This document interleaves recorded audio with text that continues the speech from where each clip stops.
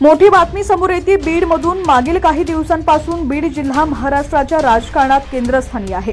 9 डिसेंबर रोजी इथं मसाजोगचे सरपंच संतोष देशमुख यांचं अपहरण करून त्यांची निर्घृण हत्या करण्यात आली। यानंतर बीडमध्ये एका पाठोपाठ एक गुन्हे घडताना दिसतात। संतोष देशमुख प्रकरणी पोलिसांनी कुचराई केल्यामुळे बीड पोलीस प्रशासनही चांगलंच चर्चेत आहे।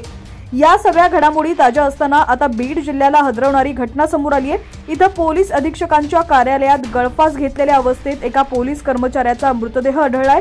अनंत इंगळे असं संबंधित पोलीस कर्मचाऱ्याचं नाव आहे। आज पहाटे त्यांनी पोलीस अधीक्षक कार्यालयात ड्युटीवर असताना टोकाचं पाऊल उचलल्याची माहिती समोर आली आहे। इंगळे यांनी अशा प्रकारे आपल्या आयुष्याचा शेवट का केला, त्यांच्या आत्महत्येमागे नेमकं कारण काय याची माहिती अद्याप समोर आलेली नाहीये।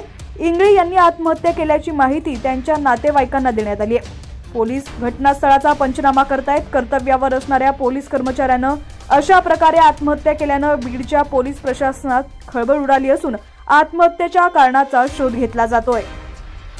नातेवाईक घटनास्थळी दाखल झाल्यानंतर त्यांना कसला तणाव होता का, या मागचं कारण समजू शकतं। या हत्येशी सरपंच संतोष देशमुख हत्या प्रकरणाशी काही संबंध आहे का, याचाही तपास पोलीस करतात। नातेवाईक घटनास्थळी आल्यानंतर मृतदेह उतरवला जाईल। पंचनामा पूर्ण केल्यानंतर मृतदेह शवविच्छेदनासाठी पाठवला जाईल अशी माहिती पोलीस सूत्रांकडून देण्यात आली आहे। या घटनेचा पुढील तपास पोलीस करतायत।